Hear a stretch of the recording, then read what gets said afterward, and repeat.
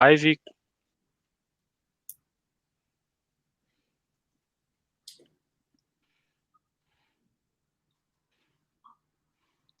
Olá, sejam todos muito bem-vindos ao canal da Genial Investimentos. Eu sou Denise Barbosa, sou jornalista aqui da casa e nossa conversa hoje é sobre o Copom. O Comitê de Política Monetária divulgou há pouco a nova taxa Selic, ela foi para 6,25% ao ano, foi a quinta alta seguida, decisão unânime, teve o comunicado que vem junto, é sobre ele que a gente vai destrinchar, né? A gente vai conversar bastante aqui nesse nosso encontro. Essa taxa Selic de 6,25% ao ano é o maior patamar desde julho de 2019. Vou apresentar aqui meus colegas que vão participar dessa nossa conversa. Aqui ao meu lado, Roberto Motinha, responsável pela mesa de futuros da Genial. Tudo bem, Motinha? Boa noite, Denise. Boa noite, professor Zé Márcio. É um prazer enorme ter vocês dois aqui conosco para poder falar um pouco sobre essa decisão do Copom, muito aguardada, também dia de Fed. Zé, é um prazer enorme poder compartilhar essa live com você, seu conhecimento e aprender mais uma aula que você vai dar para a gente. Maravilha. Como o Motinha já falou, quem está com a gente também é José Márcio Camargo, nosso economista-chefe. Tudo bem, Zé? Tudo bem, Denise? Boa noite, Roberto. Um prazer enorme estar aqui com vocês. Vamos conversar um pouco, como sempre, sobre essa decisão do Copom. Quer dizer, tem muita coisa aí para falar. Vamos ver como é que a gente vai fazer essa live. Quer dizer, acho que vai ser bem interessante. Zé, vamos lá, vou começar contigo. Eu anotei aqui alguns pontos do comunicado, só vou jogar aqui para o pessoal saber, e eu queria que você falasse o que mais te chamou a atenção, né? Primeiro, vamos só deixar claro aqui que o Banco Central fez exatamente o que ele já tinha falado que ia fazer na reunião passada, que era aumentar um ponto percentual. Mas ele citou risco de inflação, citou Covid, a variante Delta da Covid, inflação nos mercados emergentes, falou que o risco fiscal ainda segue elevado. Apesar de ter sido dentro do esperado pelo mercado, o que você destaca dessa decisão, Zé Márcio? Bom, eu acho que essa decisão, quer dizer, pela primeira vez desde março, a minha avaliação é que não tem nenhuma novidade importante na decisão e no comunicado, né? Quer dizer, primeiro porque eu acho que, de uma certa forma, quer dizer, todo mundo já esperava, existia quase uma unanimidade de que o Copom ia aumentar a taxa de juros de 1 ponto de porcentagem, e também existia uma quase unanimidade de que ele ia antecipar um novo aumento de Selic para a próxima reunião daqui a 45 dias em também 1 ponto de porcentagem. Isso foi exatamente a decisão efetiva do Copom, foi exatamente essa, ou seja, sem novidades. Por outro lado, quer dizer, no comunicado, os comunicados das reuniões anteriores tenham vindo sempre com alguma surpresa, né? Quer dizer, alguma coisa que surpreendia, mais rock, etc. A minha avaliação é que esse comunicado não teve grandes surpresas, né? Quer dizer, ele continua mantendo o balanço de riscos basicamente nas mesmas condições do comunicado da reunião anterior. Quer dizer, se os preços de commodities crescerem menos, aumentarem menos do que o esperado, isso pode gerar uma taxa de inflação menor do que o esperado. Por outro lado, o balanço, se o risco, se a questão fiscal deteriorar, você aumenta o risco fiscal e gera uma pressão inflacionária maior do que o esperado. Quer dizer, isso já estava nos outros comunicados. A grande novidade, do meu ponto de vista, desse comunicado, que não é uma novidade de verdade, porque, num certo sentido, já tinha sido sinalizado, já tinha sido dado um spoiler pelo presidente do Banco Central, pelo Roberto Campos Neto, no meio da semana, aí, tá certo, a semana passada, que foi a frase que diz que essa trajetória da política monetária, ou seja, aumentar a Selic em 1 ponto de porcentagem, é a melhor trajetória para obter aqui, entre aspas, obter mais informações sobre o estado da economia e o grau de persistência dos choques. Ou seja, o Banco Central acredita que o Banco Central está dizendo, para mim, nessa frase, o que o Banco Central está dizendo, no fundo, é o seguinte: olha aqui, eu não sei qual é o grau de persistência dos choques. Se eu começar a acompanhar, sempre que eu tenho um choque, eu dou um aumento de Selic para tentar combater o choque via, para evitar perda de controle sobre as expectativas para a inflação, eu simplesmente vou estar aumentando a Selic, correndo atrás do choque. Eu vou parar de correr atrás dos choques. Eu agora vou aumentar, vou fazer minhas decisões de política monetária baseados nas taxas de inflação que eu tenho algum controle e não mais tentar acompanhar os choques que são enormes, que são inúmeros e que estão fazendo com que, na avaliação do Banco Central, estão fazendo com que a política monetária acabe sendo que acaba perdendo o controle pelo outro lado, tá certo? Quer dizer, acaba sendo mais hawkish do que eles gostariam de ser. Então, quer dizer, eu acho que, na minha avaliação, quer dizer, eu acho que a novidade nesse comunicado é simplesmente a mesma coisa, no fundo, a mesma interpretação que, no meu caso, que na minha avaliação, você deveria dar a declaração do presidente Roberto Campos Neto, quando ele disse que vai fazer todo o possível para atingir a meta para a inflação, mas não vai responder aos dados de alta intensidade. Ou seja, os dados, na minha avaliação, eu traduzo os dados de alta intensidade como choques exógenos e o Banco Central não vai mais responder aos choques exógenos, vai perseguir a meta olhando aquela parte da inflação que efetivamente depende da política monetária. Esse é meu primeiro comentário, eu acho que essa, para mim, é a grande diferença em relação aos outros comunicados. Choques exógenos quer dizer?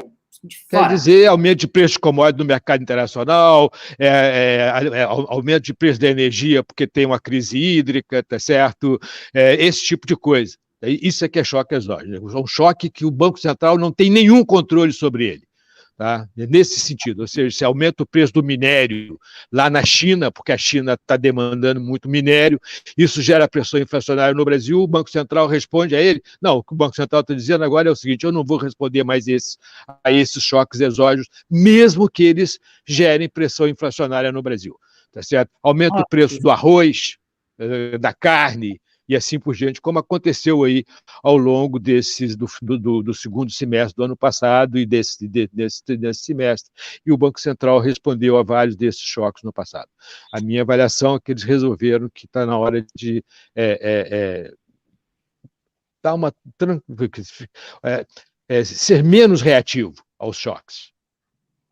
Ok. Motinha, seu comentário, o que você acha, como é que o mercado vai ver amanhã essa decisão? Bom, obrigado, Zé Márcio, obrigado pela aula, Zé. Bom, primeiro, o meu sonho é mostrar os bastidores dessa live antes dela começar. Senhores, bastidor foi zero, tá? Eu não tive nem 30 segundos para conversar com o Zé, para preparar alguma coisa, vai ser 100% no improviso. Bom, senhores, na minha opinião, o resultado do cupom veio em linha com o que o mercado esperava, tá? Desde terça-feira passada, quando o Roberto Campos deixou claro que não vai trabalhar em cima da pressão do mercado, quando o mercado tentou colocar uma alta de 150 pontos. Lembrando, senhores, o mercado fez isso por mais que tenha contratado de 100 pontos e o mercado foi para 125 e depois foi para 150, porque ele tinha colocado na última reunião a questão da tempestividade, ou seja, desculpa, cortou minha voz. Tempestividade, tá? Ele retirou essa questão da tempestividade, tá? Eu acho que muito já em linha com o que ele falou terça-feira passada, ou seja, o meu pace é 100 pontos, tá? Eu vou fazer a inflação convergir para a meta, mas o meu pace é 100 pontos. Então, ele já, não só ele deu 100 pontos, como ele contratou 100 pontos para a próxima reunião, como a gente vem comentando aqui em todas as lives, e deixou a reunião de dezembro em aberto, tá?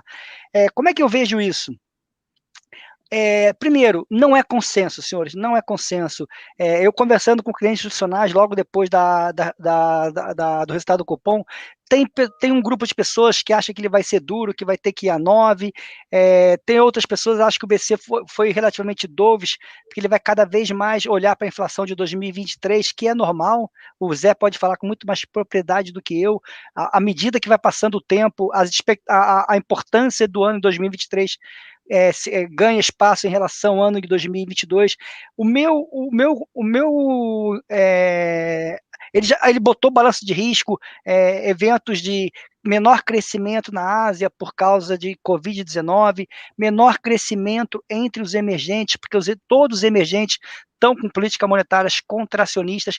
Ele botou um balanço de risco. Para mim, ele hoje, no plano de voo dele, está ali para fechar, na minha opinião, entre 8% em 8,25%, ou seja, na reunião de dezembro, algo entre 75 e 100 pontos. Tá? Na minha opinião, o BC quer ganhar tempo para ver como é que vai trabalhar a inércia, como é que vai trabalhar as expectativas, tá?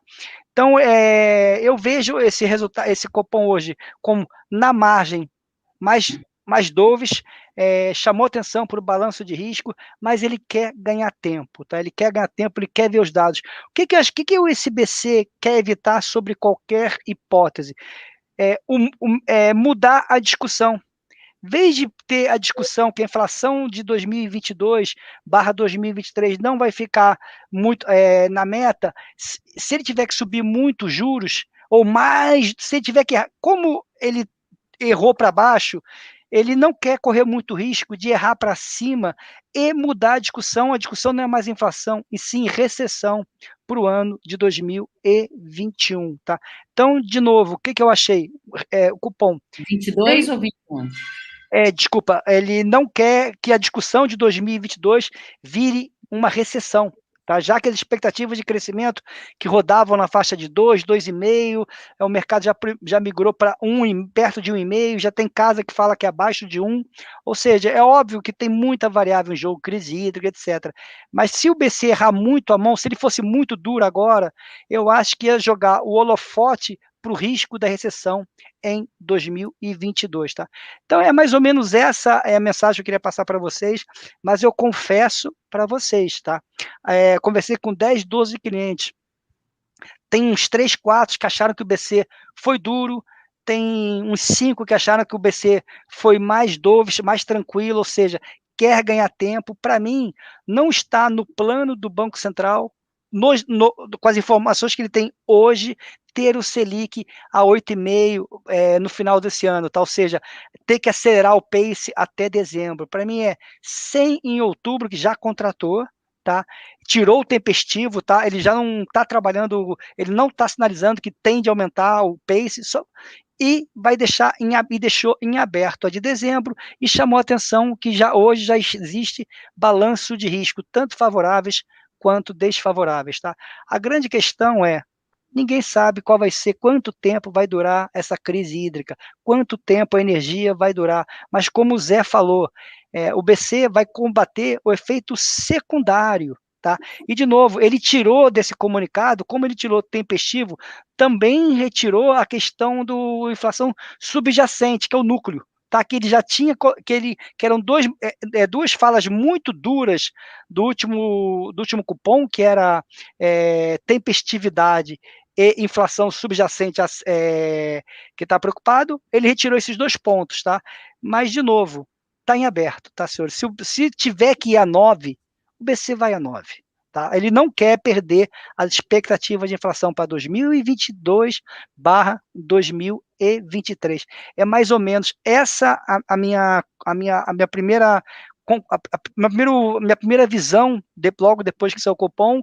A frase o BC foi dentro do que eu esperava, do que boa parte do mercado esperava, e ele precisa de tempo. E, a princípio, hoje ele vê mais chance de redução na de dezembro do que ter que acelerar. Mas vai depender do mundo, vai depender de várias variáveis que não estão apenas na mão do Banco Central. O que ele vai olhar muito? Inflação de serviços. Tá? Inflação de serviços, para mim, que pode frustrar o Banco Central, tá? E ele, a inflação de serviços realmente está incomodando, índice de difusão está se espalhando. Por mais que meu plano de voo hoje seja terminar o ano ali perto de 8,25, 8, é o que eu queria, mas eu vou ter que acelerar, tá? Então, é mais ou menos essa a minha primeira interpretação dos dados, tá, Denise? Eu só quero acrescentar, Roberto. Por favor, Zé. Acrescentar só mais uma variável, que é expectativas. Eu acho que as expectativas são super importantes nesse momento, porque, na verdade, quer dizer, como o Banco Central está mudando a estratégia, e uma parte importante da estratégia do Banco Central é controlar expectativas, ele deve, quer dizer, ele continua com essa necessidade, quer dizer, controlar expectativas é fundamental. O grande risco para o Banco Central nesse momento é ele mudar a estratégia e perder o controle sobre as expectativas.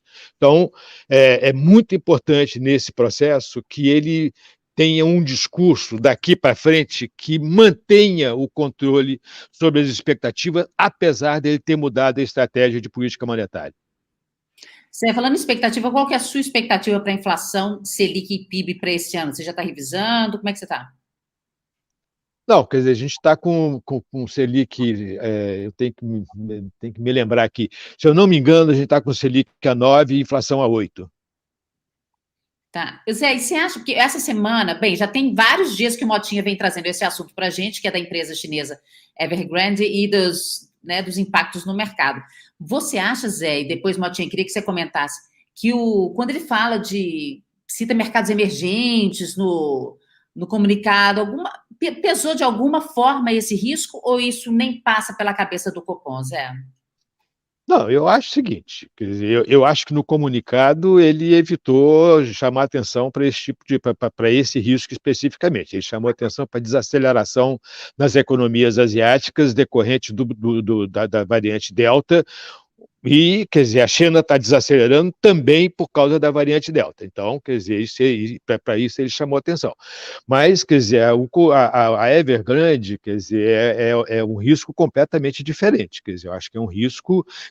Você tem um risco chinês, vamos chamar assim. Qual é o risco chinês? O risco chinês é o fato de que a economia chinesa está desacelerando muito rapidamente. De maio para cá, a desaceleração da economia chinesa foi muito rápida, tá certo? É uma desaceleração importante para a economia brasileira, porque o Brasil é um grande exportador de commodities para a China, tá certo? Tem um efeito positivo, né? O efeito positivo para o Brasil é que você pode ter menos pressão inflacionária devido a menos crescimento dos preços das commodities. Isso indiretamente está no comunicado do Copom, quando ele diz lá que um aumento de preços de commodities menos pronunciados pode gerar uma pressão inflacionária menor, tá certo? Então, indiretamente está lá. Agora, o risco da falência dessa empresa é um risco mais complicado, né? Quer dizer, um risco em que você pode ter um risco no mercado financeiro, quer dizer, um risco de crédito muito grande. Então, quer dizer, são 300 bilhões de dólares de dívida. Se a empresa entra em processo de falência e não consegue pagar os 300 bilhões de dólares, você pode ter um risco financeiro muito importante. Então, quer dizer, eu acho que não que eu acho que o Banco Central não esteja preocupado, ele deve estar super preocupado, só que ele resolveu não mencionar. Certo? Martim, o que você acha? Bom, é aquilo, a gente vem até comentando nas nossas lives. Ele, na minha opinião, colocou sim a questão da Evergrande. Na verdade, não é Evergrande, porque o evento não é Evergrande. O evento é perda de atividade econômica na China, queda nos preços das commodities. A Evergrande é um problema de crédito que vai acabar ficando nos balanços dos principais bancos chineses, tá? Acho que essa é a interpretação de curto prazo. Óbvio que a coisa pode ganhar uma dimensão muito maior, tá?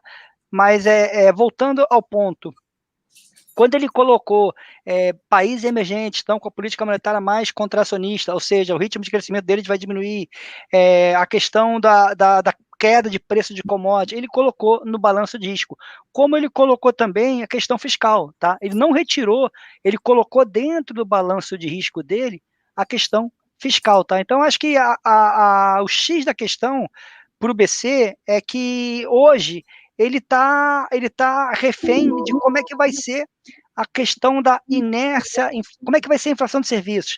Para mim, a inflação de serviços e mais a inflação de bens. Tá? O mundo, nos últimos 20 anos, nos últimos 10 anos, trabalhou com a inflação de bens duráveis, tá? Sempre perto de zero. Por quê? Porque o mundo ganhou muita produtividade, tá? Com a chegada da China no mercado de trabalho chinês, salários mais baixos. com a questão da Covid, com a disrupção da cadeia produtiva e da cadeia de logística, hoje a inflação de bens duráveis não é mais a deflação, a inflação zero. É uma inflação que incomoda. Agora no Brasil a gente está convivendo com essa inflação de bens duráveis que o mundo todo está convivendo, tá? E soma-se a isso o risco da inflação de serviços, tá? E fora o risco, como o Zé falou, não tem muito que o BC fazer, o que possa fazer, caso a crise hídrica se prolongue, as tarifas de energia entrem para 2022 apertando a inflação, tá? Ele vai trabalhar o efeito secundário. Então, acho que são essas principais mensagens. Na minha opinião, ele colocou sim, quando usou o termo de balanço de risco, ele colocou o risco China, risco de commodities, não o risco específico Evergrande, tá? Porque eu acho que o Evergrande vai ser um problema pontual da China, tá? E vai, obviamente, consequência, crescimento chinês. Crescimento chinês significa preço de, caso seja para baixo, preço de commodities para baixo, que ajudaria o nosso Banco Central a poder, quem sabe, não ter que dar 100 pontos em dezembro, tá?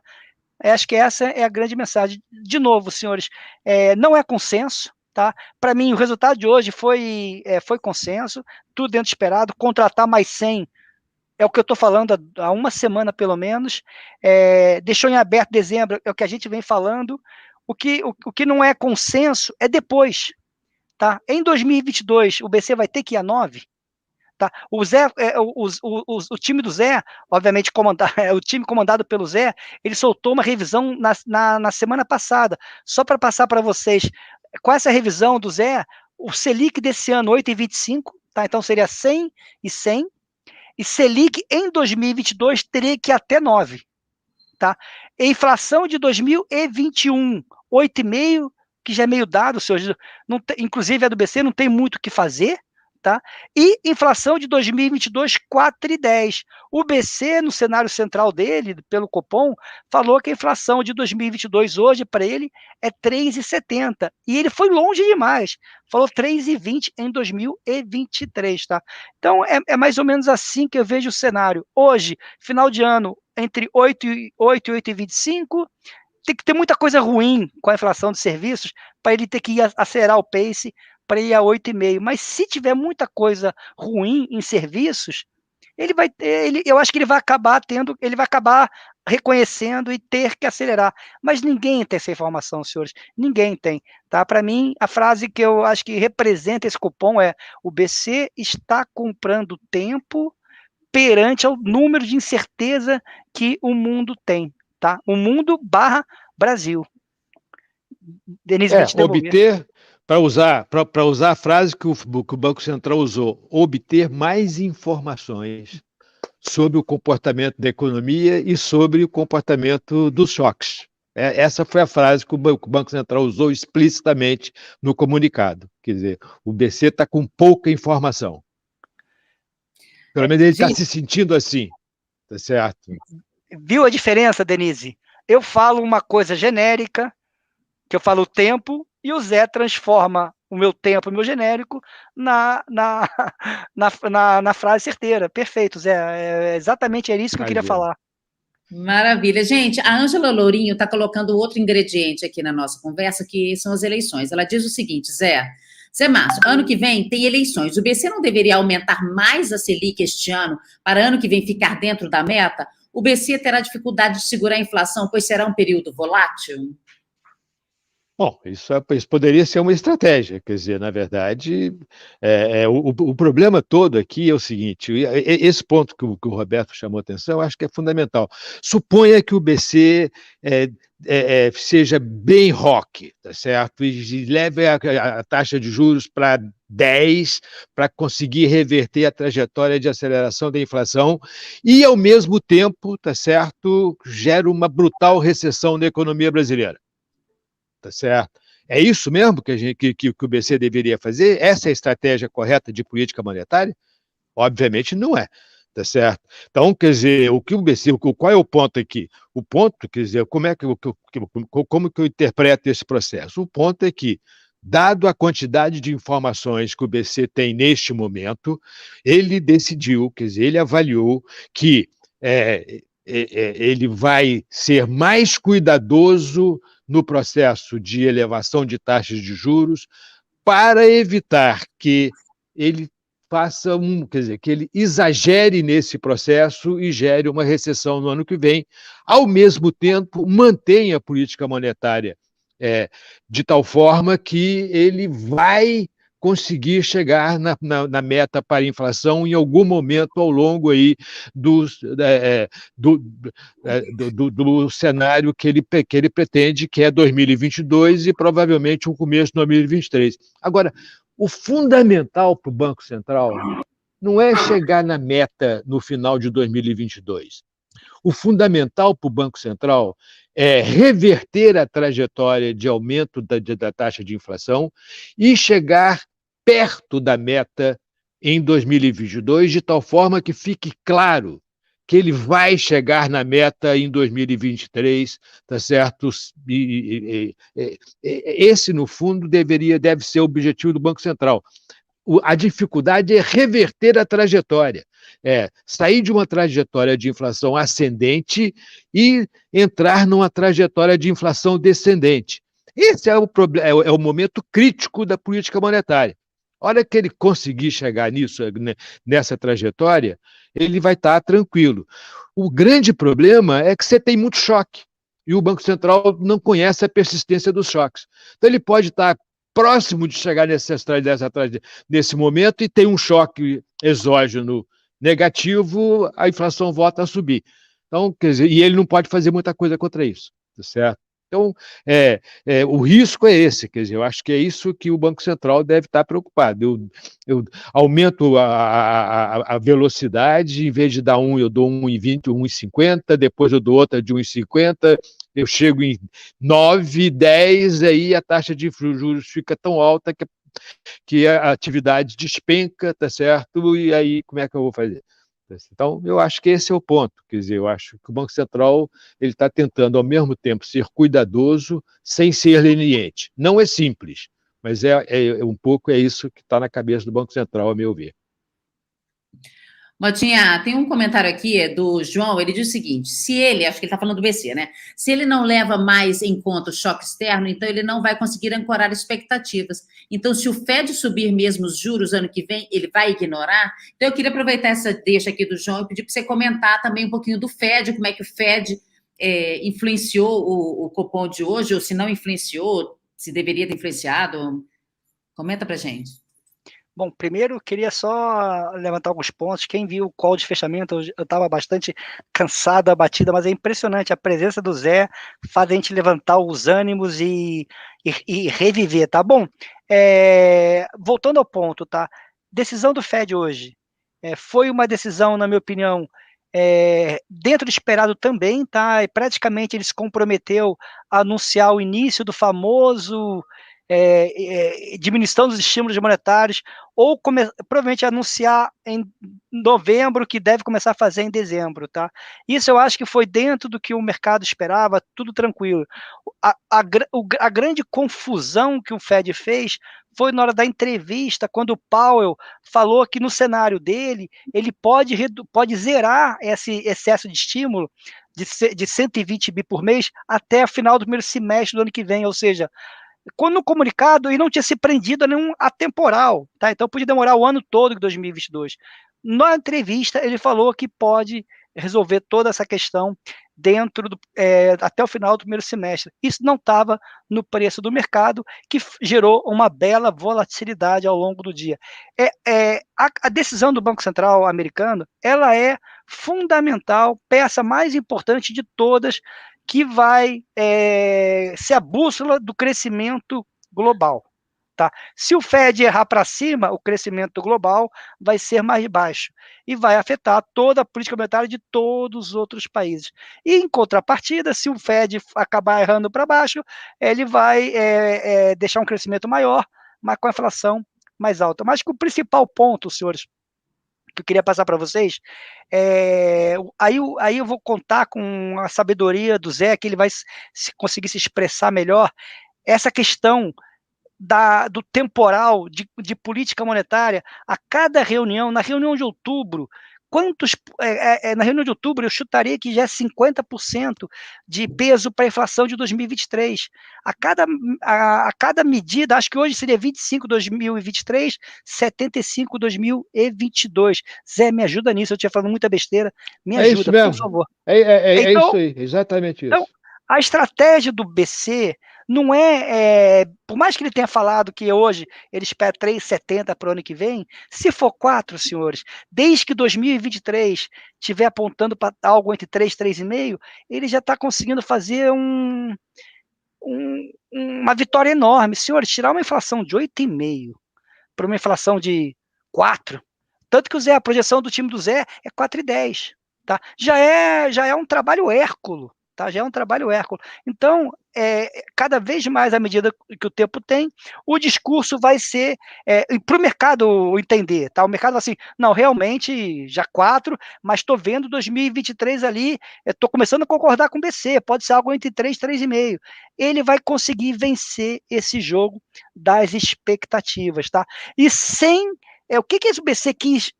Qual foi o recado de terça passada? Tá? Eu não quero, quando ele tirou o tempestivo hoje, tá? Também ele tinha que tirar o tempestivo hoje, depois que terça-feira passada ele falou no mercado, eu não vou dar 150, eu não vou dar 125, eu não vou responder a choques momentâneos de curto prazo, eu não vou ficar assim, cada número ruim que sai, então eu vou dar 200, vou dar 150. Ali ele se comprometeu a tirar o tempestivo do comunicado de hoje. Mas o que o BC quer evitar?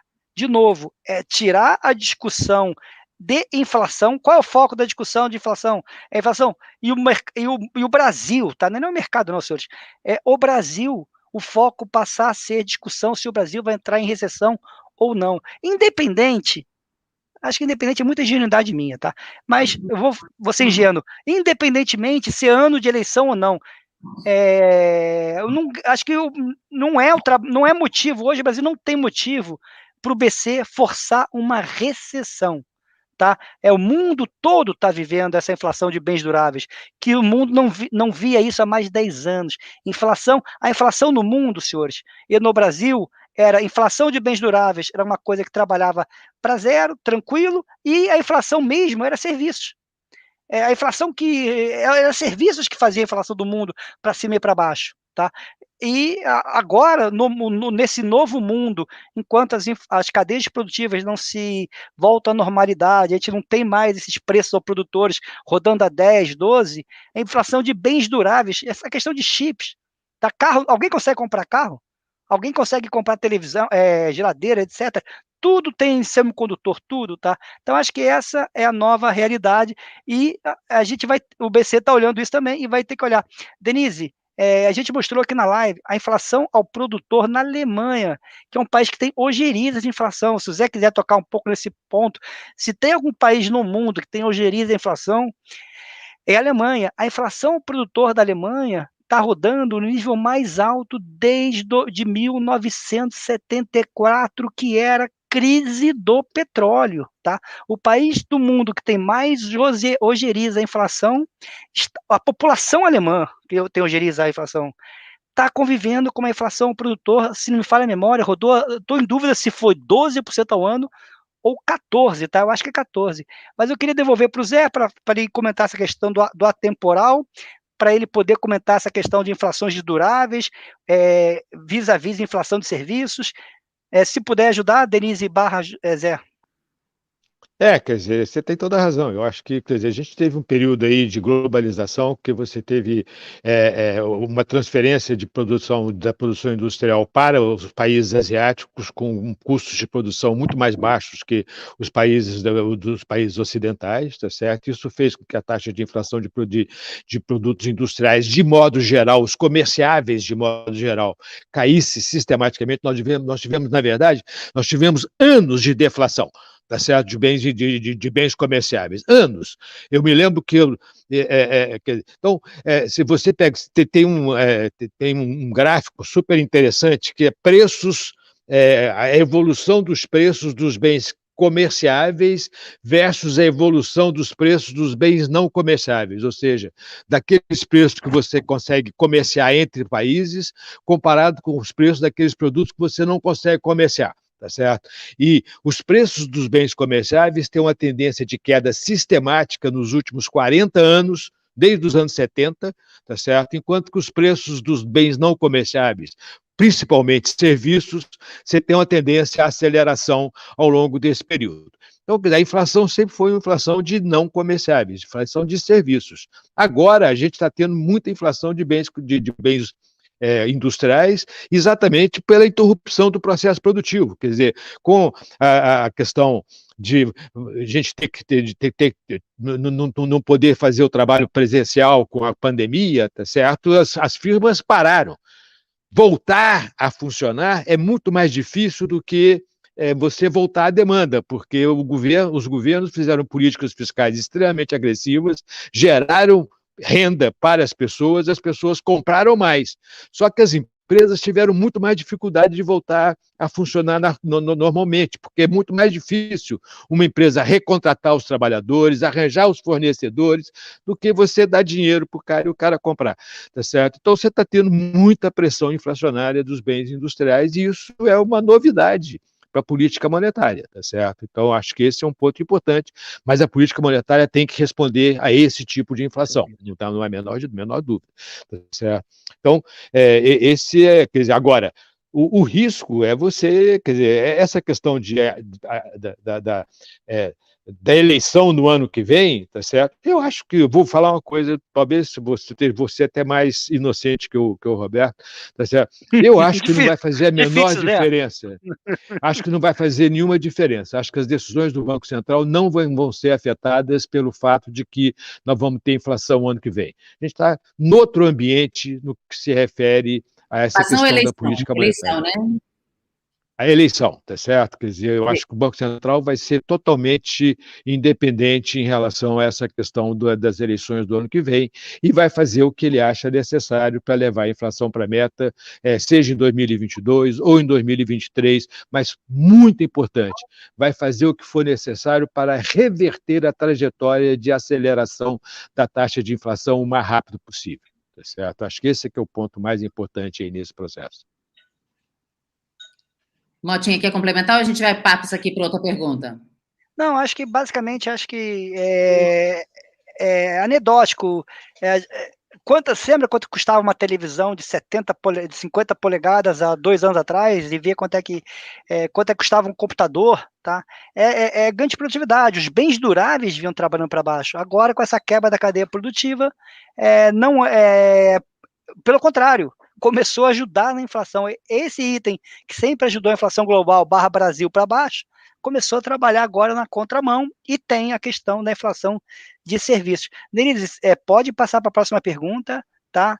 Tem comentários espetaculares aqui na live, tá? Falaram da Intelbras, impressionante a Intelbras subindo todo dia, fazendo máxima, explodindo volume. Queria agradecer ao Rubens pelo comentário. E, Denise, é contigo. O Zé, a Sandy, que é a nossa amiga, está sempre aqui no chat, ela escreveu só assim: cadê os precatórios? Então, eu queria trazer esse assunto dos precatórios aqui para a nossa conversa, que a gente está começando a ver uma negociação para ajeitar essa questão dos precatórios. Será que isso ainda é alguma ameaça? Isso também pode refletir na taxa de juros? Ou como é que você está vendo essa questão agora? Os precatórios estão no comunicado, né? Quer dizer, quando você fala em risco fiscal, né? Quando o Banco Central está falando que um dos problemas é o risco fiscal, um dos problemas que pode gerar uma aceleração da taxa de inflação acima daquilo que é esperado, tá certo? É exatamente resolver o problema dos precatórios. Existem 2 riscos, nesse momento, existem 2 riscos, dois fatores que compõem o risco fiscal, né? Quer dizer, de forma mais estrita. O primeiro é resolver o problema dos precatórios. Nós temos 89 bilhões de reais para ser pago ao longo de 2023, de 2022. Se você paga esses 29 bilhões de reais, não sobra dinheiro para fazer mais nada, tá certo? Então, esse é um problema que tem que ser resolvido dentro do teto do gasto. O segundo risco é o Auxílio Brasil, tá certo? Então, esses 2 programas, que são 2 programas super importantes, tá certo? São os 2 riscos fiscais que a gente tem nesse momento. Enquanto a gente não conseguir solucionar esses 2 pontos, quer dizer, primeiro, solucionar como vai pagar os precatórios de uma forma razoável, e segundo, dizer quanto vai custar o Auxílio Brasil, que nós não sabemos até hoje quanto vai custar o Auxílio Brasil. Existe uma enorme dúvida no mercado se o Auxílio Brasil vai ficar dentro do teto do gasto ou se vai ficar fora do teto do gasto. Existe uma enorme dúvida no mercado como que você vai resolver essa questão dos precatórios. Isso, tanto a questão dos precatórios quanto o Auxílio Brasil, significa aumento de gastos públicos e, consequentemente, risco de você romper o teto. E qualquer risco de romper o teto aumenta o risco fiscal. E isso está nos preços dos ativos, tá certo? É exatamente isso que está nos preços dos ativos, é exatamente isso que está, por exemplo, gerando pressão sobre a taxa de câmbio, é exatamente isso que está gerando pressão sobre a taxa de juros, tá certo? Quer dizer, é exatamente porque o risco fiscal é elevado que a gente tem uma taxa de câmbio que é muito mais alta do que os fundamentos da economia brasileira justificam. Tá certo? Você tem um superávit, você tem um saldo em conta corrente que é muito que é negativo, mas muito pequeno, é quase positivo, coisa rara na economia brasileira, tá certo? Você tem os preços das commodities estão muito altos, o Brasil é um grande exportador de commodities, tá certo? O risco Brasil é relativamente baixo lá fora, mas você tem uma pressão sobre a taxa de câmbio porque você tem um risco fiscal muito alto. E o risco fiscal vem exatamente dos precatórios, tá certo? Como que nós vamos resolver esse problema dos precatórios? Nós vamos pagar tudo, não vai pagar tudo? Essa discussão, toda vez que você vem com essa discussão, os preços dos ativos refletem a incerteza decorrente dessa questão do risco fiscal. E os precatórios é uma parte fundamental do risco fiscal nesse momento. Motinha, o César pergunta o seguinte: Mota, na sua avaliação, qual é a nova trajetória da taxa de câmbio? Bom, César, a taxa de câmbio, eu acho que ela tem uma certa ancoragem pela subida dos nossos juros, tá? Mas a taxa de câmbio ela também responde pelo risco fiscal, responde por diversas outras questões, fortalecimento do dólar globalmente falando.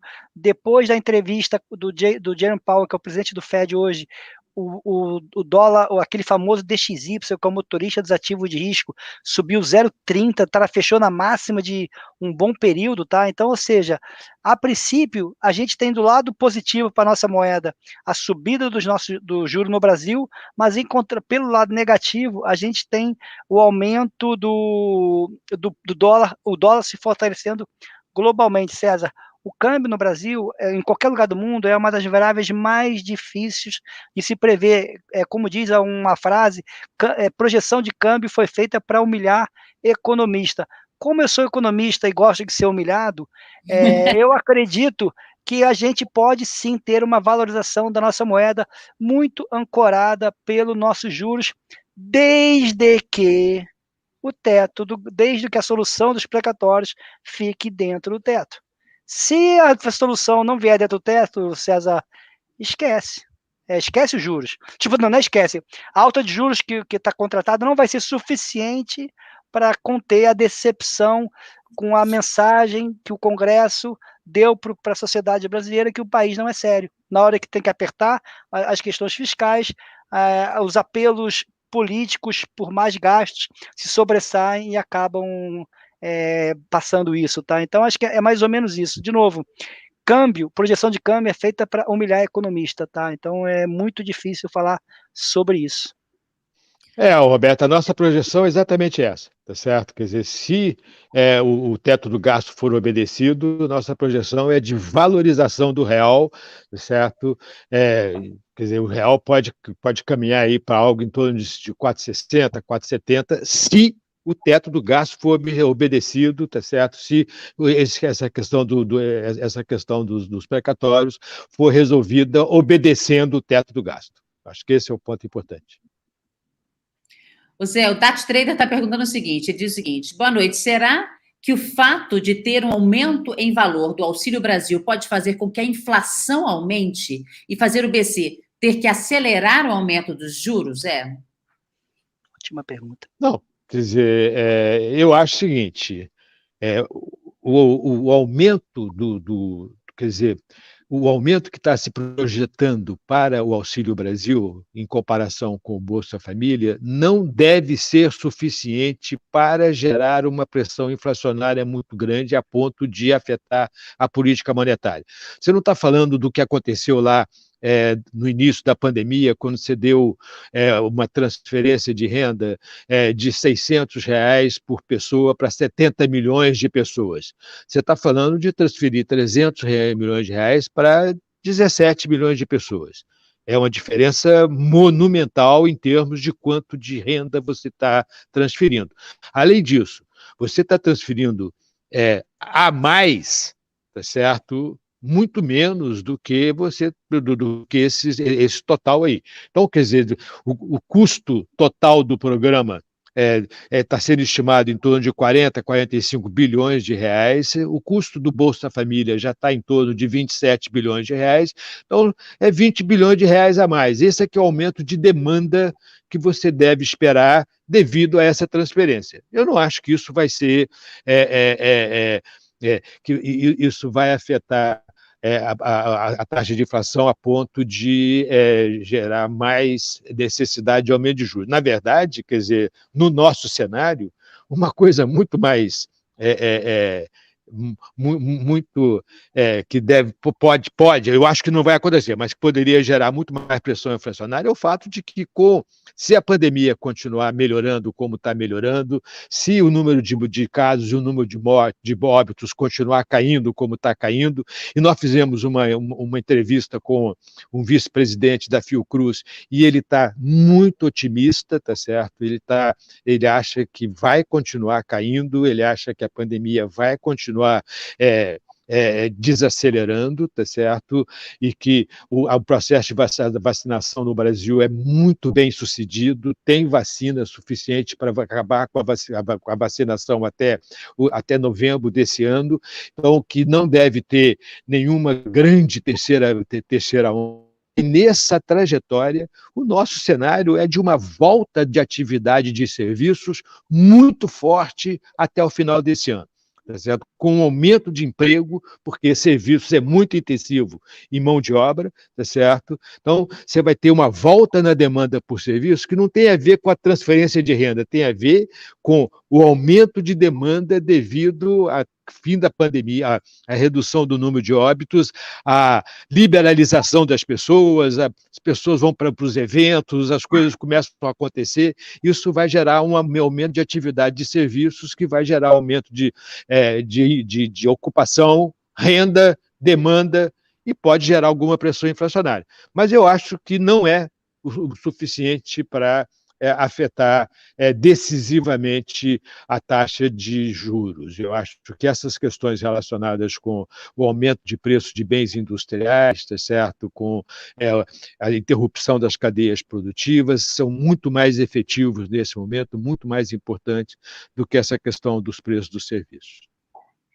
Joia. Motinha, algum comentário final, alguma coisa que você viu interessante no chat para a gente poder encerrar?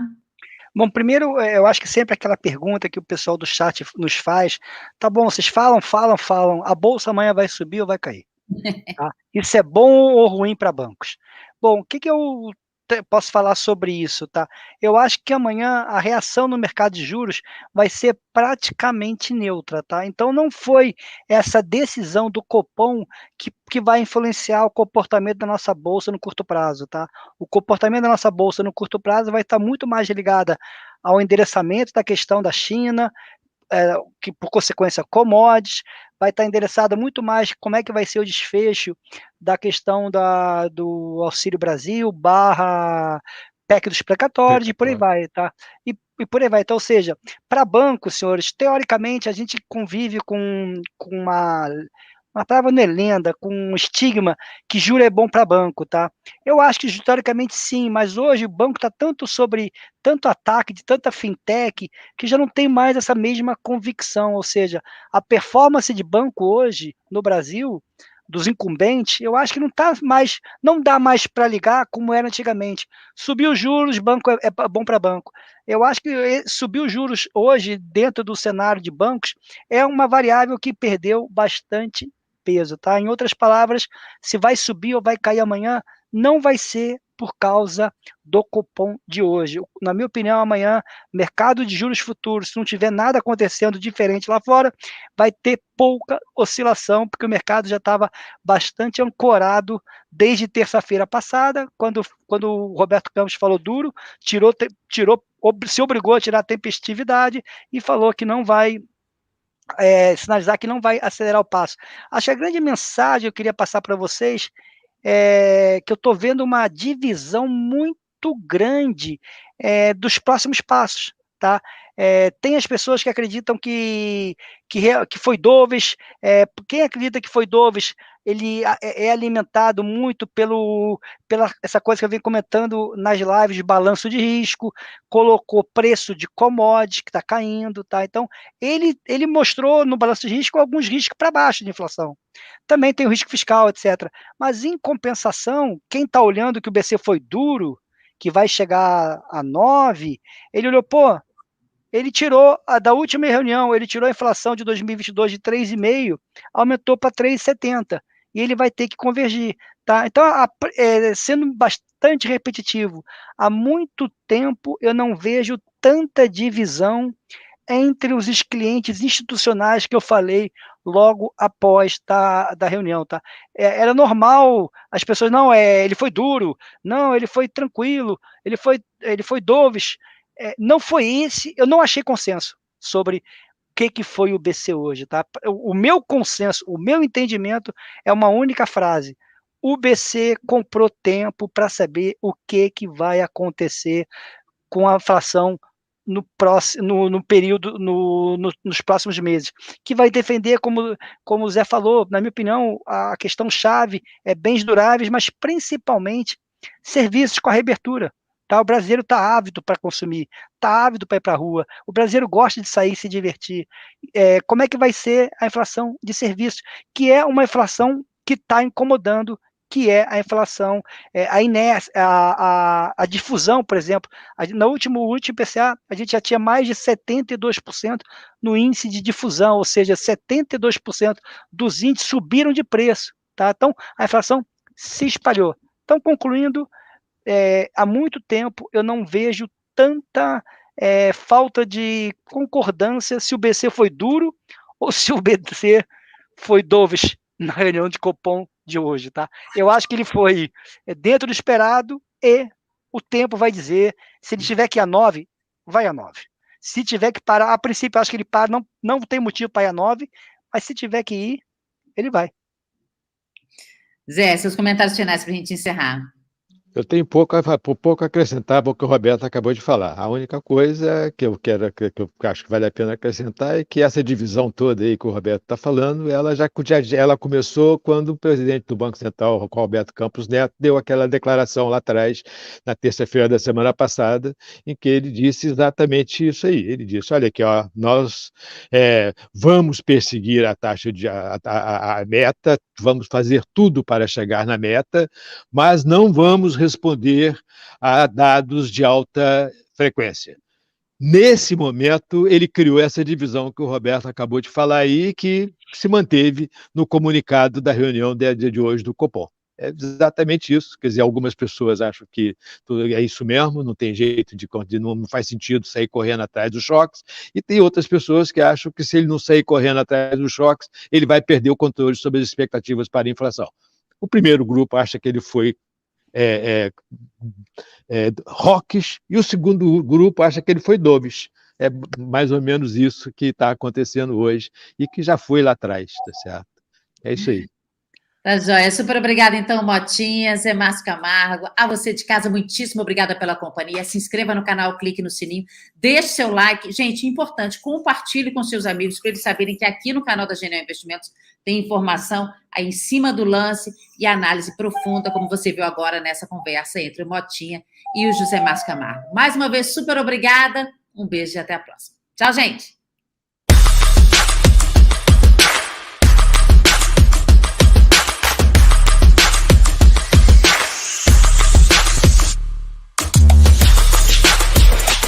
Pessoal, o próximo episódio do podcast Genial Analisa vai ser com o Yuji, nosso parceiro e atleta de judô, e ele vai ensinar um pouquinho pra gente sobre judô e a gente aqui vai ensinar pra ele sobre finanças. Não perca, tá super legal esse episódio. Ative o sininho do canal da Genial pra você não perder. A gente se vê lá, um abraço.